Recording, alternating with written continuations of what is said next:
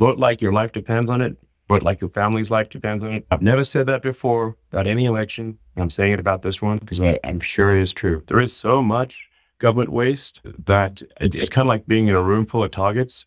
Like you can't miss. You fire in any direction, you're going to hit a target. There's hardly a downtown in America that's actually safe to walk in. Like, how can that be? We're the greatest country in the world. It's actually incredibly important to have a strong president in order to avoid war in the world. Hi, everyone. Yeah, welcome to the town hall. So this is really just going to be kind of a free-form discussion, and we'll be taking questions on the X platform. So if you saw my post or the America Pack post, you can reply to my post on the X platform, and I'll do my best to answer as many questions as possible. And hopefully this is, you find this useful and interesting. We certainly are at, I think, an incredibly interesting, exciting point in history. You know, there's, I'm not sure I'd actually want to be at any other point. I mean, I think we're at the most exciting point, and I personally, you know, whatever happens, it's not boring. That's for sure. If this was a show, or the ratings on the show would be incredible.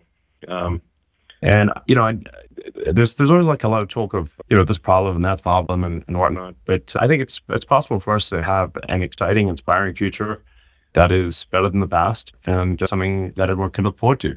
And I strongly believe that President Trump is a path to an exciting, inspiring future. And I hope you agree and that you will obviously vote in favor of him, and also get your friends, family, acquaintances, and everyone you meet to do the same. And I'm excited about the potential for the sort of amusingly named. I think it's good to have a sense of humor. You know, Department of Government Efficiency, because I think that there's just a lot that can be done that would unblock progress and ensure that your tax dollars are spent wisely, or not as necessarily more wisely than not today by a long shot. I mean, your hard-earned tax dollars, you deserve to have them spent well. And I think with deregulation, we can unlock a lot of progress, and we can do great things in America, as opposed to almost every project being illegal because of a morass of regulation. So, and some of the stuff actually costs lives, of course. Like if there's a life-saving drug, and there are many actually, and that are going through approval to the FDA, if we can speed that process up, and get those life-saving drugs to people sooner, then that will be lives saved and lives improved. That's one example of things that's, I think, a really big deal. And I still do believe in regulation, just sensible regulation, kind of like the way you have referees on a sports field. You know, if you're in a pro sports game, you want some referees. That makes the game better, but you don't want to have so many referees on the field that the players are bumping into them. And that makes the game bad. So I think we've kind of overcorrected on the regulatory front for many years now, and we just need to kind of right-size the regulatory situation. And I think people will be amazed at how much more progress can be made.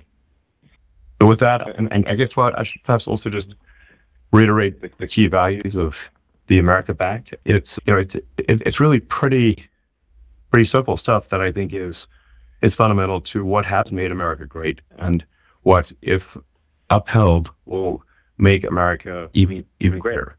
You know, so we want to remain the land of freedom and opportunity, and we want people to be safe, like not to be able to go to walk the streets and not fear for their lives, or fear that they'll be robbed. And so some very basic things that needs to be done are, we need to have obviously secure borders. You're not a country if you don't have secure borders. We need safe cities. We want to support the Constitution, especially the right to free speech, because in the absence of free speech, you cannot have a real democracy. If people don't know what's going on, how can they make an informed vote? So that's why I say, and probably others have said this, just maybe the same exact words before, that free speech is the bedrock of democracy. You can't have one without the other. So we need to have sensible spending. That's very important. When you look at how much the federal government is spending, it's bankrupting the country. So this can't continue, or we're just bankrupting us. Just like if you're a pro who spends too much and you rack up credit card bills that can't be paid, then it's not going to be a good ending. So we have to have sensible spending. As we get the spending under control, that will dramatically affect inflation, because what causes inflation is government overspending. It increases the money supply, which then increases the price of goods. What else do you want to have? Both the reality and the perception of a fair legal system. Now, I do think in America, we actually do have a great legal system. I have a lot of respect for the American legal system, and I wouldn't want any other one. But we want to be self-critical and say, okay, never everything that is perfect. That we need to be self-critical and fix elements of the legal system that are broken. We don't have law. We don't have lawfare. Where people are prosecuted for political reasons, as has happened with President Trump.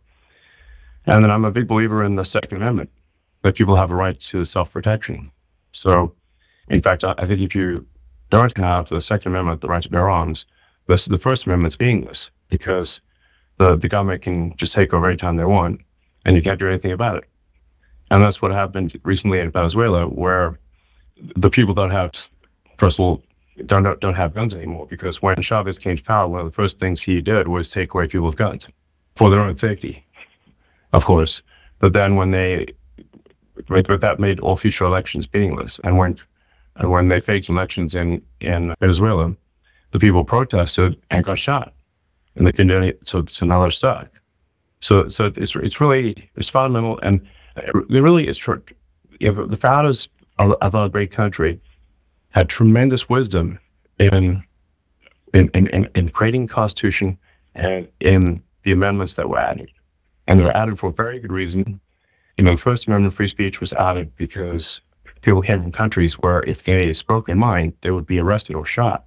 And the Second Amendment was so that people could defend themselves against the government, because one of the ways, a key way that the people were oppressed in the countries that people came from was because the government had all the guns and the people didn't.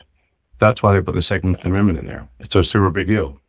So, and I think these are just fundamental core values for America. I don't think they're, in my opinion, not right-wing or anti-ethnic or anything. They're just basic things that needs to be in place for America to remain great and become greater. So, with that, we can jump into questions. Yeah. All right, my pleasure to bring up the first question.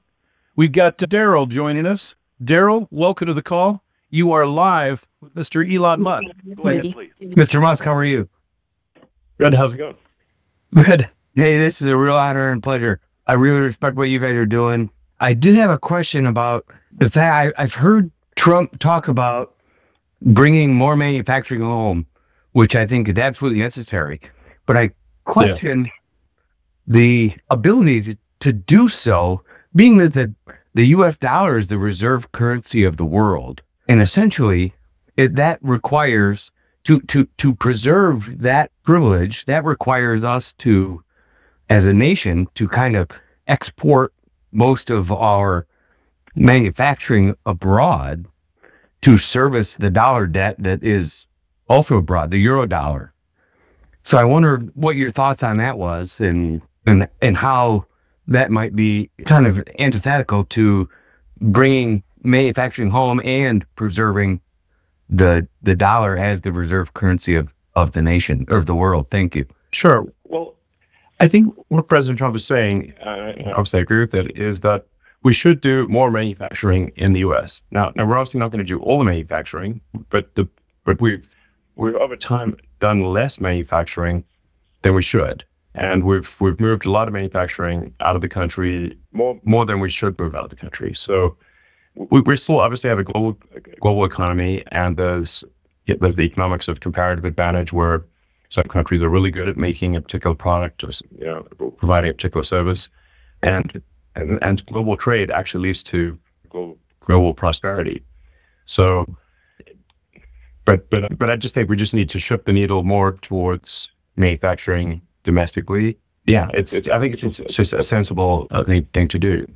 And we are too dependent on other countries, I think. So I'm a big manufacturing guy. I love manufacturing. I love being on the shop floor.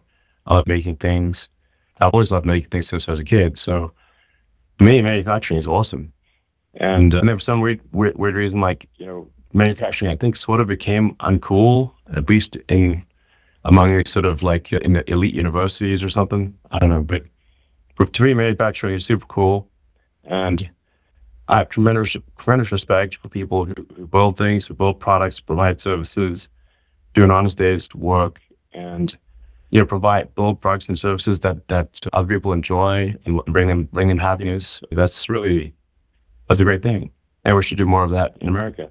Now, one of the things that does hold us back in America is that permitting. I mean, I hate to hop on this because honestly, I'm like, I have like permitting next level because I've gone through so many. I've had to fight permitting so many times and expend so much mental energy, and my teams have to expend so much mental energy just trying to build things just trying to build factories and get things done. It's crazy. So, I mean, I think people on a day-to-day, level experience this when they try to get a permit to, like remodel the kitchen or, add a guest room or, do basic stuff around the house. Now imagine that like 1,000 times worse if you're trying to build a factory. And that's, so a big part of it is like if you, have to spend years getting permits, just to do something productive, then that's going to send people out of the country. So like, well, if you can build a factory faster than you can get a permit to build a factory in Europe, if you can build a factory in another country faster than you can get a permit to build one in the U.S., this kind of stuff. So, I think that's just having sensible regulations, not having 27 different agencies, not requiring permission from so many different agencies that all have to be in confer with each other. And inevitably, with these like environmental approvals, we get a finding of no significant impact, but it takes like sometimes 2 or 3 years. So, I think that would be really helpful. And I think we can get that accomplished in a Trump presidency. All right, our next question comes from Donna. Hi, Donna, you're live. Go ahead with your question now. Thank you. Hello? Hello, Donna, go ahead. Hi, Donna. Yeah, okay, so this might be a dumb question. Thank you for having me. But anyways, I don't know if this is a dumb question, but my question is, when Donald Trump becomes the president, do you think it's possible for him to fire the 87,000 IRS agents? I'm sorry, I'm nervous. And hire 87,000. Yes, I think so. No, I think our priorities are clearly misplaced here, where hiring vast numbers of people to audit and chase after Americans for taxes while failing to hire critical personnel to secure our border makes no sense at all. It's totally backwards. So I agree with you. Thank you very much. Moving on, we've got Jacob on the line with us. Jacob, you are live with Elon Musk. What is your question? Hello, Mr. Musk. I have a question for you. How is it legal for Kamala Harris and almost all the other politicians to bend the 10 amendments? Well, I think they're really, so if there's a Democratic presidency and the House and Senate stay Democratic, then you can start passing laws that undermine the Constitution and the amendments and just start eroding it. Obviously, if you get enough states, and if you get 36 states, you can now actually change the Constitution itself. So no, I think that would be, my word's not in there, frankly. I think that's unlikely, but even in the administration, even if somebody wins the executive branch can decide what it wants to prosecute, what it wants to enforce. So you don't even necessarily need to change laws because you could simply selectively enforce them. We've seen that obviously with a lot of the sort of Soros DAs that have been elected in some of our bigger cities, where they just, the laws are on the books, they just choose not to enforce them. So, I guess what I'm trying to be to some degree is like the anti-Soros, which is like, I believe in the rule of law. I believe that we need to protect our citizens. I believe that we should, if somebody's a repeat violent offender, that they need to be incarcerated. We need to have empathy for the victims of criminals, not just criminals themselves. I'm certainly in favor of, if it's possible to reform someone who has violent tendencies, that's great. But if it's not, you have to recognize that, and you can't allow the prey upon innocent people. Next up, we've got a question from Bob. Bob, welcome to the call. Go ahead with your question, please. Hello, Elon. Hi. And I didn't know I was going to talk live. I had a question that's not political. Do you have a childhood story that inspired you to study rocketry? Well, Did you ever build? Yeah, I did actually build rockets as a kid. Yeah. So I guess I was always interested in technology. So I did grow up in sort of an engineering household, which was helpful. You know, my dad has a lot of issues, but he is a brilliant engineer and artist, and so I did learn a lot. And I did actually make rockets, including mixing the powder and everything. So there weren't Estes rockets in South Africa, so you have to make the solid rocket fuel yourself from, you know, the raw ingredients, and you know, yeah, From those little red strips. But go ahead. Sorry. yeah. So I think I was also inspired by science fiction by watching Star Trek. Star Wars was the first movie I ever saw in a movie theater when I was about 6 years old, I think. And so I guess I've been interested in space since I was a kid. I didn't ever think I would actually be involved in building rockets. I thought that would be an impossible thing that only governments could do. So if you'd asked me at the time, I would have thought there's no chance of that. But this actually turned out, you know, thanks to this great country that we're in, the land, you know, America is sole land of opportunity, and I couldn't have done it anywhere else. And I just want to make sure that, you know, America remains land of opportunity, so others can also do great things. And you know, and you know, one of the things I really like about Americans in general is that, you know, we applaud the success of others. We are happy for them for their success. And you know, in a lot of other countries, but that's not the case. You know, they tend to frown upon success.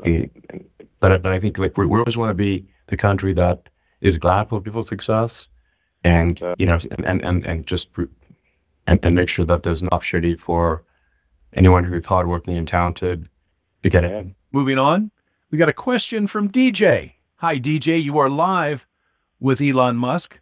What is your question? Hi, Elon. Thanks for taking my question. This is not a political question, but I wanted to first thank you for your contributions and the energy that you've put towards making our country a better place. I have a question. With the power and influence that you have, I'm just wondering, is it something that you would be interested in doing something to change the course of the sex trafficking that is violating children throughout our country? Well, yeah, I certainly think that from a law enforcement standpoint, priority number one always has to be kids. Kids can't protect themselves, so they need adults to ensure that they are protected. So, you know, my opinion is law enforcement at every level should always prioritize the safety of children. So, yeah. Thank you very much, sir. Our next caller is Christopher, who joins us. Hi, Chris. You are live on the call with Elon Musk. What's on your mind? Hi, thank you. First off, Elon, congratulations for the successful SpaceX launch and return. One of the most impressive things the world has ever seen. My question is, though, Great team at SpaceX. yes, absolutely. My question is, though, the U.S. has currently, depending on where you look, $35+ trillion in debt. If and when Donald Trump is elected and the Government Efficiency Commission is enacted, what is your first steps in tackling the nation's debt? Well, I think, you know, starting President Trump, you know, so definitely praying for a victory here, and I think it's going to happen, that we don't want to be complacent.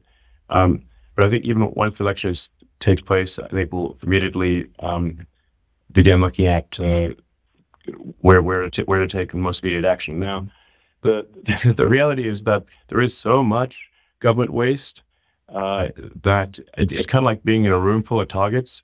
Like you can't miss. You fire in any direction, you're going to hit a target. So, but overall, we just, as a country, obviously, we need to live within our means, and so that means just was looking at every line item, every expense, and saying, is this necessary at all? First of all, and then how do we get better? If it is some degree necessary, then how do we get much better value for money? And just going through that one item at a time, no exceptions, no special cases. I mean, my opinion is also we need to simplify the tax law. I mean, there's way too many. It's incredibly complex. There are too many deductions, incentives, etc. It's too complicated for anyone to understand, and then we end up spending. Companies and people are spending a bunch of money on complex accounting and legal stuff, and that we should just have a much simpler tax code, and that's just easier to understand. But at the same time, most importantly, we have to reduce spending to look within our means, and that necessarily involves some temporary hardship, but it will ensure long-term prosperity. Next up, we have a question from Amanda. Amanda, you are live with Elon Musk. What is your question? Thanks so much. I'm here with my son, Andrew, and we have a rather lighthearted question. Thanks so much. We're huge fans. Can astronauts vote from space, he wants to know? I believe they can. Yeah. Provided they're American astronauts. Just depending on the election. Yeah. But yeah. One thing I should say with regard to the Department of Government Efficiency is that we're going to be super transparent about everything we do. So, it's going to be like, basically a non-stop live stream. This is what we're doing. This is, why we're doing it. Kind of, so it's like, so people can like tune in and see real time what's happening. We'll post frequent updates throughout the day. This is what we're doing. Now, we're definitely going to get some sort of antibody, probably a big antibody reaction from a lot of sides. But I'm just going to be like, look, assuming President Trump is supportive, that like everyone's taking a haircut here because America's got to live within its means, and we can't be a wastrel. We can't be, we need to be like, we need to live honestly, really, is what it amounts to, and not just just spend. We can't spend so much money and still we can't spend it so poorly. So, but I think it's very important to be transparent and to also explain why things are being done. And then people can object, and and this obviously won't be perfect. Mistakes will be made, and then what matters is we're correcting fast for those mistakes. But it's not going to be like some sort of backroom secret thing. It'll be, like as transparent as possible. Thank you very much. Next, well, we've got John with a question for you, sir. John, you're live on the call. Go ahead with your question, please. Hey, Elon, this is awesome. Pleasure to speak with you. I certainly look up to you a lot. So what is the number one thing holding us back as a human civilization from really taking that next step? What's the main thing that's just getting in our way? By next step, do you mean like going to the moon on Mars or? Yeah, I mean, just like I don't know. I mean, I just feel like everybody knows that there's so much more we could do, especially you showing us what we really can do. I mean, what NASA's been trying to do for years and years, and you just came in and just accomplished it. Yeah. Well, I do think that we have with far too much regulation, far too many government agencies. Like last time I checked, we had something like 450 federal government agencies, about counting stuff at the state level. And we're creating new agencies at a rate of about 2 per year. So, there's almost twice as many agencies as there are users that America has existing.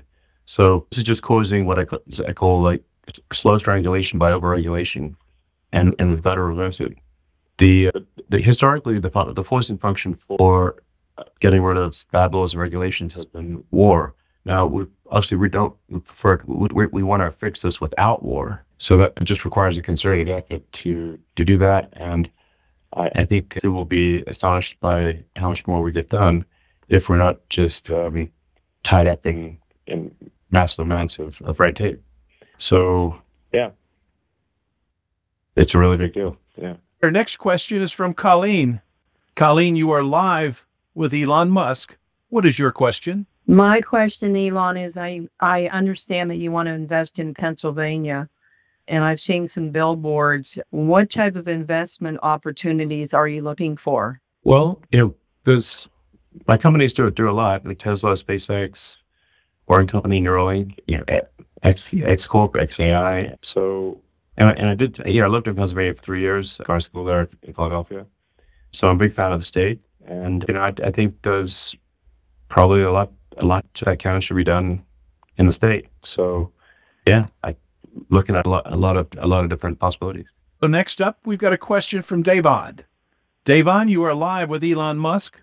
Go ahead with your question. I just would like to know, how can the DOJ file charges in Virginia to allow illegal immigrants to vote in American elections? I don't think that's quite right. Yeah, that seems crazy.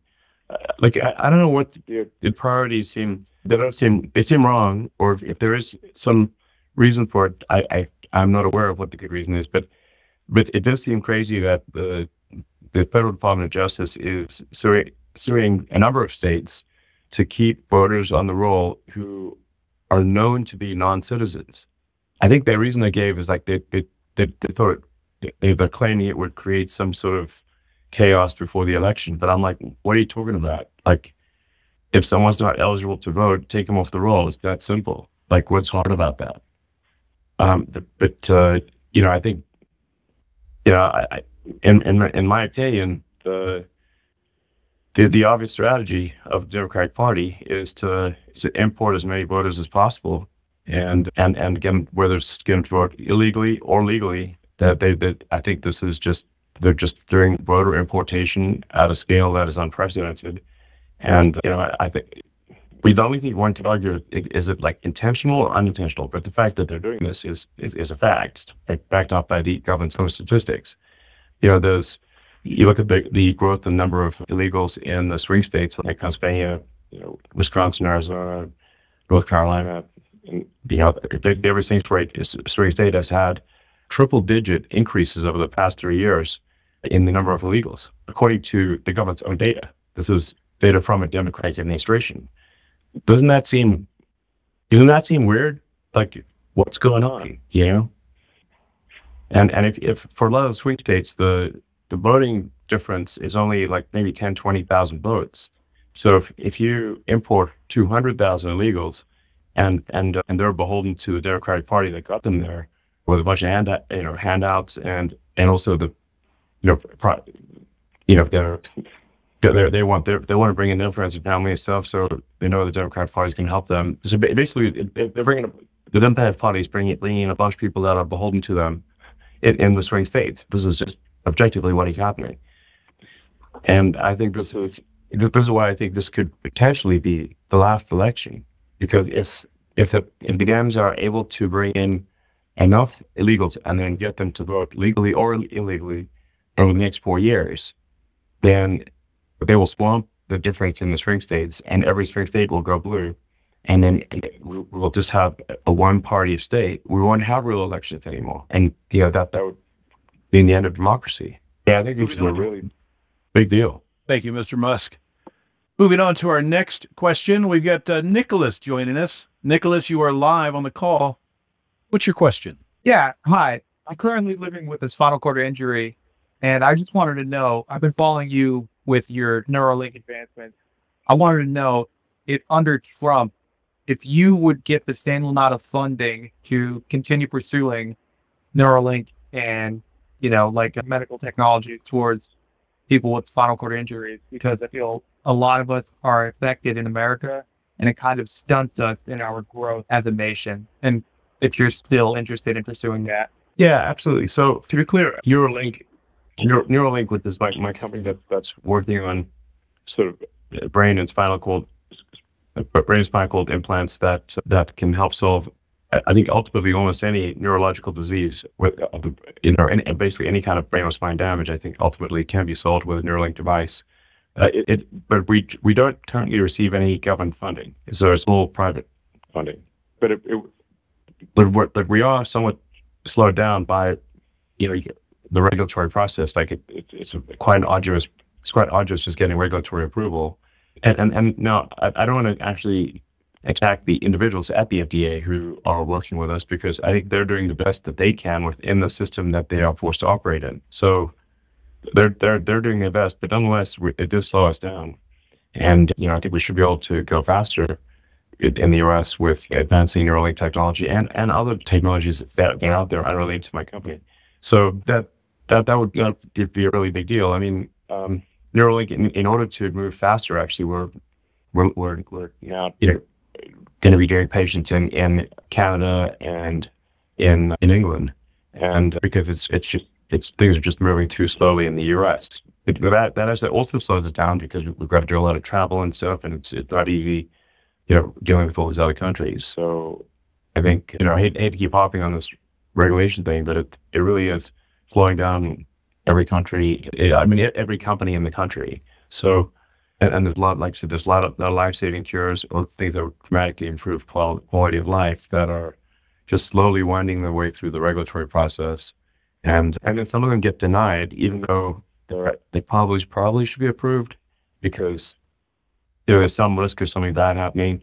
But I think as long as people are properly informed of the pros and the cons, the advantages and the risks of a given device or medication, then I think it should be up to the individual to decide what they want to do. Moving on to our next question, we've got Jacob joining us. Hi, Jacob. You are live on the call. Go ahead with your question, please. Hi, how you doing, Mr. Musk? It's an absolute pleasure and honor to be speaking with you today. I was an American veteran. I served 5 years for Operation Iraqi Freedom. I believe that freedom of speech and the First Amendment is the most important to be protected, and that's why we developed the Second Amendment. That being said, could you please summarize for me what freedom in America means to you? Yeah, so I think freedom actually broadly means that you could do, I think ultimately you should be able to do anything that you want to do that does not affect the others, So, like, as long as you can, like, if you're not hurting others, you should be able to do whatever you want to do. And the government should not get in your life. So you should be able to do what you want to do, provided it does not cause harm to others. And government should really only get involved if somebody's taking action that would cause harm to others. So yeah, obviously freedom of speech, but just in general, we've got this massive body of laws and regulations, and every year is a giant pile of additional laws and regulations that are created. And until and each one of them is like a little string tying down the giant that is America. So, like, any one regulation maybe is not that bad, but you've got millions of them, and then eventually the giant that is America cannot move unless we cut those strings. Our next question, we've got John joining us. Hi, John. You are live with Elon Musk. What's on your mind? It's just me, John Wilson. Yes, sir. Yes, sir. Go right Hey, ahead. Mr. Musk, I got one question for you. The question is, when I was in 2016, I became a supporter of President Trump. I'm a Desert Storm veteran, and I had some teeth problem, and I was watching on TV these Hispanics and immigrants getting dental work done.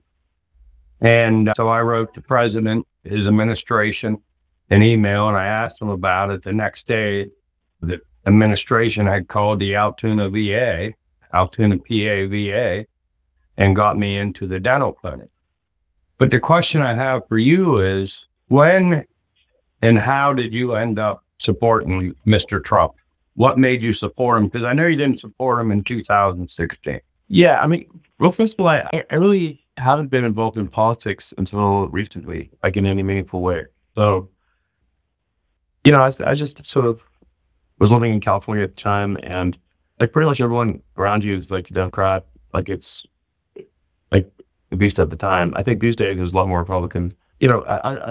I really just wanted to build technology, build cool, great cars and rockets and internet, space internet, and do useful things. I don't really want to be involved in politics, frankly. Like, you ask me if I want to be a president. Like, I don't want to be the president, and I prefer not to be involved in politics. I'd prefer to just build useful products and services that people love. That's what I enjoy doing.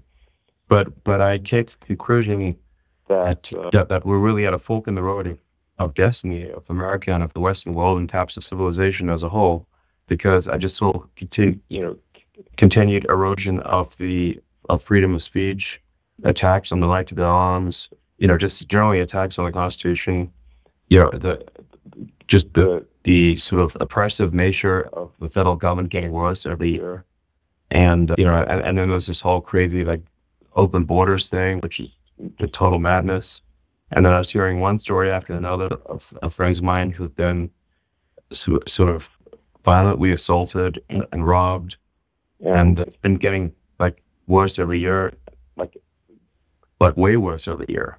You know, my mom used to walk around the streets in New York a few years ago, but without fear of being assaulted. And now, you know, this year, 3 of her friends have been assaulted, and nobody even got arrested. And now they're trying to walk the dog within sight of, you know, of her apartment building. There's a doorman there who can help her if something happens. And, you know, I hear these stories from many people. Like, there's hardly a downtown in America that's actually safe to walk in. Like, how can that be? We're the greatest country in the world. So, and I think, unfortunately, under the sort of like Kamala puppet regime, because I think it's like, it's not even the ones attacking Kamala. She's just clearly just a puppet of the big government machine, and it's just going to get worse. So maybe it gets worse from where it is today, with open borders and crazy crime and government intrusion in everyone's lives, and erosion of their free speech. Like, well, then I think our republic is at risk. It's not. I didn't think of it as like a Democrat Republican thing. It's just like, I think America is at stake in this election. Next up, we've got a question from Tracy. Tracy, you are live with Elon Musk. Go ahead with your question, please. Hi, Mr. Musk. It's an honor speaking with you. I wanted to start off by thanking you for all your commitments for championing free speech. I think it has really made an impact in terms of just online discourse and information exchange. My question to you is this. Given your track record and focus on continuous innovation progress, and just your appreciation for the sheer rigor that's demanding of leadership, can you help us reconcile supporting a candidate who, irrespective of one's qualities and accomplishments, is at quite an advantage, and not unlike the current sitting president, and will suddenly face challenges in handling the pressures of what is arguably among the top jobs in the world? How do you address concerns about President Trump's advancing age? It's a factor that only escalated because he passes here during his potential 4-year term. Yeah, no, that's a good point. No, obviously, you know, people age differently, and some people age faster than others, and some people have declines in their physical and mental acuity that are faster than others. It's just kind of luck of the draw, I guess. But my interactions with President Trump have been incredibly good. He is very quick on his feet. He's funny, by the way. Like, he's got a great sense of humor. He's quick-witted, and you look at how hard he's working on the campaign trail, doing multiple stops a day, and he's just objectively got more stamina and a stronger constitution than Kamala, who's much younger than him, and is like apparently taking a few days break from the campaign, which is surprising. So yeah, I think it's different for different people, and I can assure you that there's, you know, and you really don't need to believe me. You can just watch it in the interviews. I really just did a 2 or 3 hour podcast with Joe Rogan, and you know, Joe Rogan's a friend of mine. He's a great guy. He's going to ask tough, insightful questions, and it goes on for a long time. So, you know, you have to be quick. You have to be quick on your feet. You have to be able to answer. You have to be there, and you've got to have stamina. All right, and I think we've seen that with the podcast that President Trump has been on. He has the Constitution of an ox. You know, great genes, I guess. So, and I think we've also got a great vice president with JD Vance, and their JD is a smart, good guy. Actually reminds me of the people I went to college with, basically. Just a normal, smart, great guy. And he's not beholden to anyone. He's not, you know, he's a free man, and so is President Trump. He's not like, they're not puppets of the system, which is why the system hates them and wants them to die. So, you know, so I feel good about this. As Mike said, President Trump, strong as an ox and despite of age, and Democrat JD Vance, who's, you know, if a worst case scenario would make a great president, in my opinion. So next up, we've got Dennis with a question. Dennis, you are live with Elon Musk. Hey. What's your question, sir? Thank you. Hi, Elon. How you doing, man? Good. Hey, good. Just a quick question. I've been watching the internet quite extensively jumping all over YouTube. And it's popped up a few places where, I don't know if it's you for real or AI, if you would answer, that you've offered $100 for those of us supporting Trump. And oh, by the way, I've already cast my vote for President Trump. I want you to know that. You're paying $100. Yeah. You're paying $100 to us to sign the petition, and also anyone that we refer sign the petition with the chance to win $1 million. Is there truth to that? Yeah, it's absolutely true. In fact, we've already begun awarding the $1 million, and several people have received it. And then, yeah, to be clear, this is not a petition to vote for or register for. It's really just a petition in support of the Constitution of the United States, and in particular, freedom of speech and the right to bear arms. And so basically, it's like get $100 for signing something you already believe in, and it's real. So, yeah, it's like kind of like a no-brainer. It makes total sense. And then, and even if you have voted, you're still eligible. Our next question comes from Mark. Mark, you are live with Elon Musk. What is your question, sir? Good evening, sir. Thank you for taking my call, and just had a question about our education for you. I want to know, President Trump were to win, how exactly can we fix a broken education system? How can we get kids to, when they graduate high school, to not think they have to go to college and to be able to get a great job? You know, utilizing technology now, I mean, you know, you can get into it still, but most of the time you need a college degree to get anything good. I mean, you need to prove to each kids that are getting out of school that they can still be successful. What would be your plan to do that? Sure. Well, to be clear, I don't have an answer for everything, but I'll do my best. I mean, I do think there's a big question mark around the federal Department of Education. You know, it was only established in the I think early 80s or something like that. And the irony is that the school scores, like the educational scores, have gone downhill dramatically since the creation of the Department of Education, which doesn't make any sense. So if you're going to create a department and spend a bunch of money, you should expect things to get better, not worse. Moreover, the Department of Education at federal level has pushed all sorts of propaganda on kids that has nothing to do with useful skills. So there's like a lot of, you know, left-wing propaganda that's being forced on kids that the federal money is contingent upon, and that needs to stop. So schools should be focused on teaching kids about the world and teaching them useful skills so that when they graduate, they can do something useful. That's the whole point.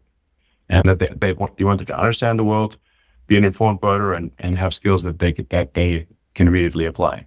And like, I don't think going to a 4-year college is necessary to be successful.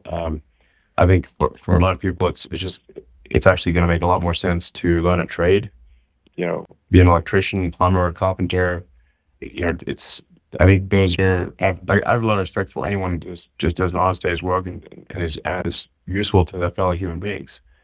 And a lot of times, kids will spend 4 years in college not learning anything useful and be saddled with a ton of debt. And what's the point of that? It doesn't make any sense. Moving on to our next question, we've got Mauricio joining us. Mauricio, you're live. Go ahead with your question now, please. Hello, Mr. Musk. First thing I want to do is thank you from the bottom of my heart for buying Twitter and turning it into X. Before you did that, I honestly felt like this country was lost because I thought that we had essentially lost our First Amendment. So, first thing first, I just wanted to thank you for that. But my question is related to X. You know, obviously, it's very important that the truth get out there. And I feel the one thing that, you know, they used against President Trump, you know, to try to get people to go against him are hoaxes. I feel like on my own account, I'm constantly trying to debunk hoaxes. Yes, yeah. And they keep pushing a lot of the same hoaxes over and over again, even though this is like, I mean, this really, I find, you know, inexcusable for the Democratic Party to be pushing hoaxes that they know full well are false. You know, it's like the so-called fine people hoax where they claim that Trump was somehow supporting Nazis at a rally, when if you actually listen to the speech, he condemns Nazis in the strongest possible terms. And they know that that's in the speech, and yet they still push the Trump loves Nazis thing. I mean, in the last several days, that they've been saying Trump is Hitler. I mean, Hitler was a warmonger who invaded lots of countries and committed genocide and did all sorts of insanely terrible things. Like Trump was president for 4 years. I don't recall any genocide. In fact, we didn't even have any wars. I mean, he was good at avoiding war, and I think it's very important to have a strong president, because you have a strong president, other countries are afraid to. They're like, well, don't want to mess with Trump, So that gives tough dictators out there real pause, because it's like if they're if the president representing us. Because the president is like that's who's representing us. That's it's strong and intimidating. And, well, that's actually essential when they're facing tough people around the world. And it's like impossible for anyone to be scared of Biden. I mean, that's just impossible. I mean, the guy can't climb a flight of stairs. On the other hand, President Trump got shot, and even after getting shot, even though they could have been other shooters, so it was dangerous, he stood up, with blood streaming down his face, saying, fight, fight, fight. It's like, let me tell you, if you're some evil dictator, you're looking at that, that's atomic bat of the top son of a bitch. I'm not going to mess with him. So it's actually incredibly important to have a strong president in order to avoid war in the world. Moving on to our next question, we've got Ryan joining us now. Ryan, you are live on the call. Go ahead with your question, please. Thank you so much for taking my question, Mr. Musk. I'm a 21-year-old quality inspector for an aerospace and defense company. And my question for you is, what advice would you give to a young person hoping to advance their career or even start their own manufacturing company? Well, I think it's basically think of a product or service that is not being done well, or where you think you could make a better product, a better mousetrap, then go for it. There's lots of products and services out there that could be better, and pick one that you feel like passionate about, and go make the better mousetrap, go make the better product and service, and I think you'll find that if you make a genuinely better product, people will buy it. Our next question comes from Alex. Alex, welcome to the call. You are live with Elon Musk.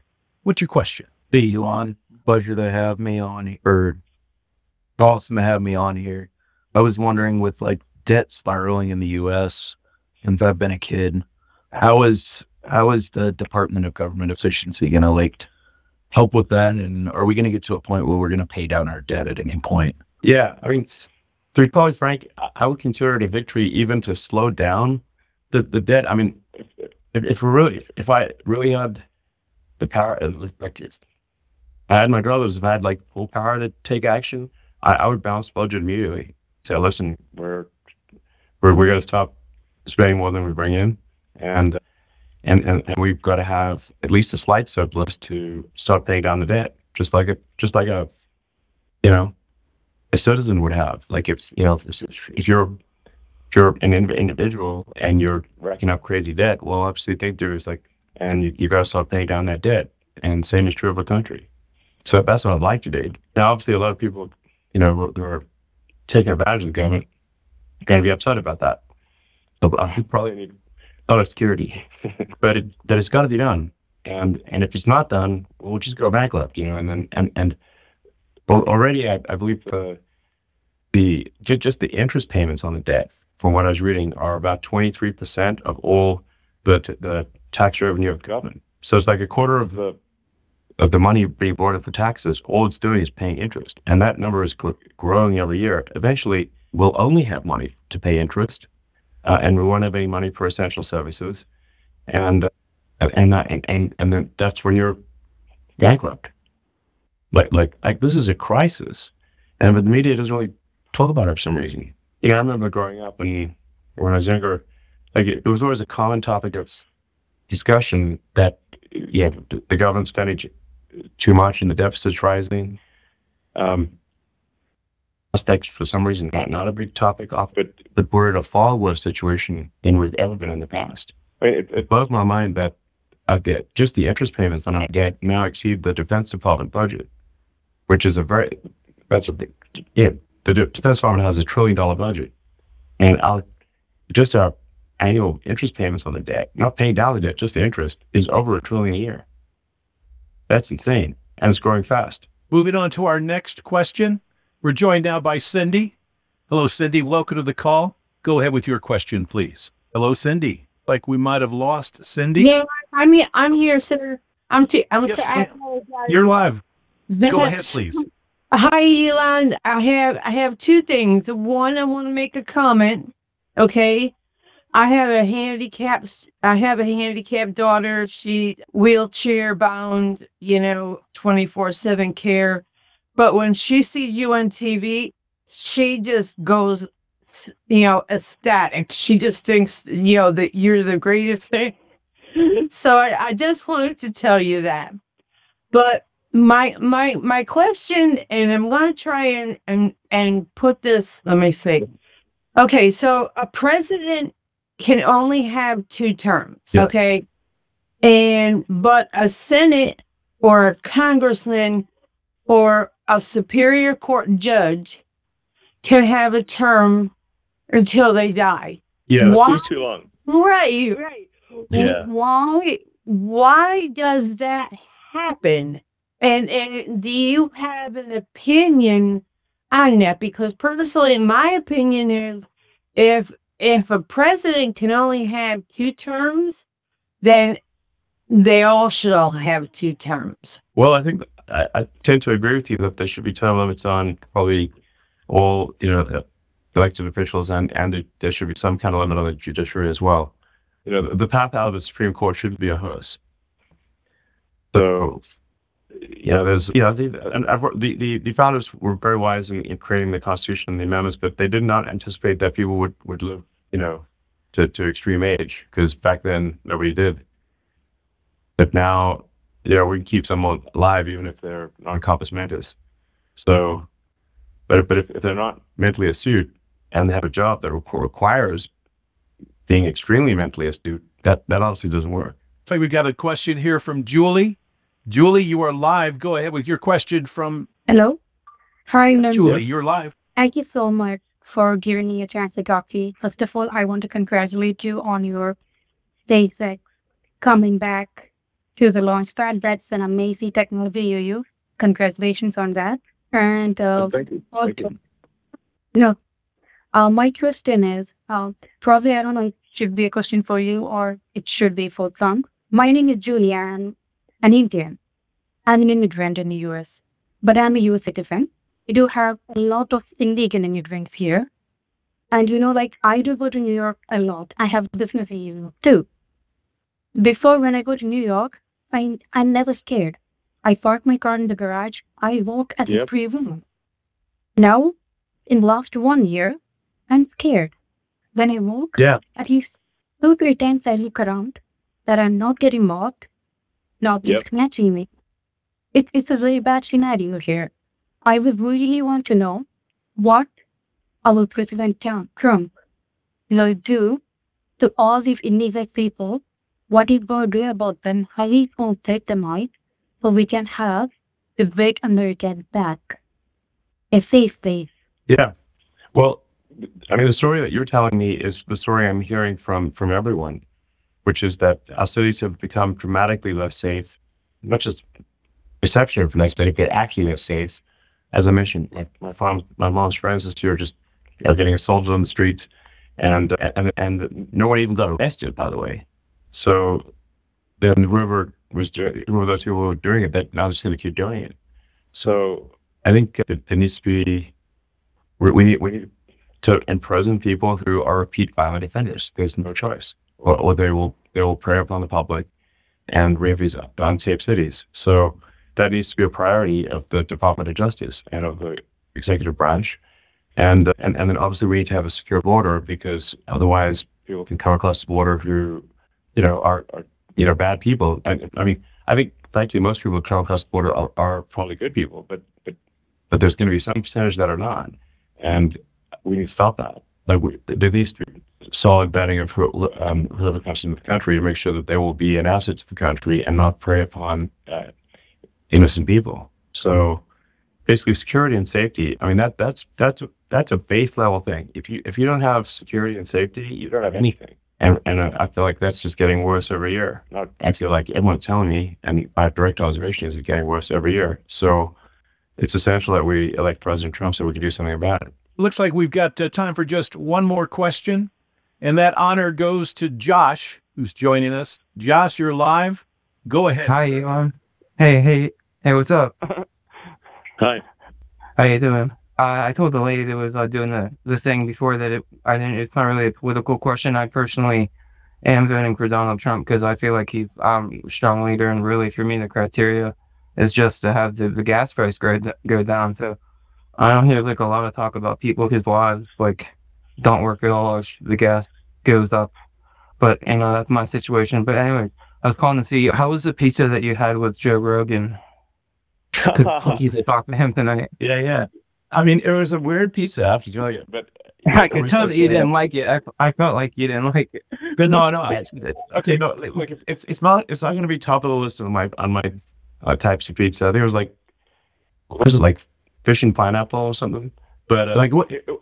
It was good. It was actually good. But it was. I mean, it's not even like my top 5. But it was definitely interesting, and it was a unique experience. Now Joe Rogan's a friend of mine. He's an awesome human being, phenomenal interviewer. He just finished a long interview with President Trump. Interview like not in-depth conversation. And knowing Joe is going to ask a ton of interesting questions, it's going to be like a real conversation, a real deep conversation. So I'd encourage everyone to watch the Joe Rogan episode that comes out with President Trump that just finished. My understanding is that it's going to come out maybe even later tonight. And then definitely send that around to friends and family. So, because I think you really want to understand someone, you want to just listen to them be in conversation for a few hours and unscripted, preparation. That's how you get to know someone. That's how you get to know, anyone really. So I think I'm looking forward to that coming out. I'm going to watch it, and I hope everyone else does too. So, Mr. Musk, we begin to wind down this event. I would like to give you a few moments to provide us with some closing thoughts, please.